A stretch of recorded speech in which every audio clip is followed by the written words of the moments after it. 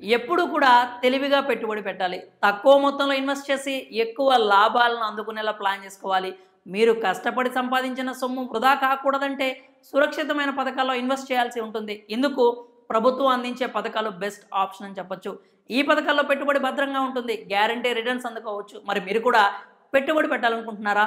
లాభాలు అందించే స్కీమ్స్ కోసం చూస్తున్నారా? అయితే మీకోసం పోస్ట్ ఆఫీస్‌లో అద్భుతమైన స్కీమ్ ఒకటి ఉంది. పెట్టుబడిపై అదిరిపోయే రాబడిని అందిస్తుంది. ఆ స్కీమే post office recurring deposit scheme. ఇందులో మీరు నెలకు 5,000 ఇన్వెస్ట్ చేస్తే మెచ్యూరిటీ నాటికి చేతికి 8 లక్షలు వస్తాయి. ఈ పథకంలో మెచ్యూరిటీ వ్యవధి 5 సంవత్సరాలు. ఎక్కువ మొత్తంలో లాభం కావాలనుకుంటే 10 సంవత్సరాలకు పొడిగించుకోవచ్చు. ఇందులో అధిక వడ్డీ రేటు పొందొచ్చు. ఇందులో పెట్టుబడిపై వడ్డీ రేటు 6.7% వస్తుంది. మీరు సమీపంలోని ఏదైనా పోస్ట్ ఆఫీస్‌కి వెళ్లి పోస్ట్ ఆఫీస్ రికరింగ్ డిపాజిట్ స్కీమ్‌లో ఖాతాను తెరవచ్చు. ఇందులో పెట్టుబడిని రూ. 100 నుంచి ప్రారంభించవచ్చు. గరిష్టంగా ఎంతైనా పెట్టుబడి పెట్టుకోవచ్చు. మీరు చేసే ఇన్వెస్ట్మెంట్‌పై ఆధారపడి ఆదాయం అయితే వస్తుంది. సింగిల్ అకౌంట్ లేదా జాయింట్ అకౌంట్ కింద గరిష్టంగా ముగ్గురు కలిసి ఈ స్కీమ్‌లో పెట్టుబడి పెట్టొచ్చు. పోస్ట్ ఆఫీస్ ఆర్‌డీ పథకంలో మైనర్ పేరు మీద కూడా మీరు ఖాతా తెరవచ్చు. అయితే ఇందులో తల్లిదండ్రులు తమ గుర్తింపు పత్రాలు ఇవ్వాల్సి ఉంటుంది.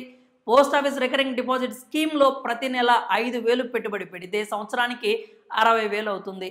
5 సంవత్సరాల్లో మీరు మొత్తం రూ. 3,00,000 డిపాజిట్ చేస్తారు. ఈ మొత్తంపై వడ్డీ రేటు 6.7% చొప్పున రూ.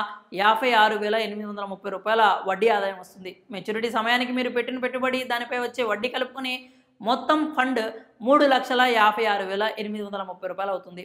ఇప్పుడు మీరు ఈ ఖాతాను మరో 5 ఏళ్ల పాటు పొడిగిస్తే మీరు 10 సంవత్సరాల్లో డిపాజిట్ చేసిన మొత్తం 6 లక్షలు అవుతుంది.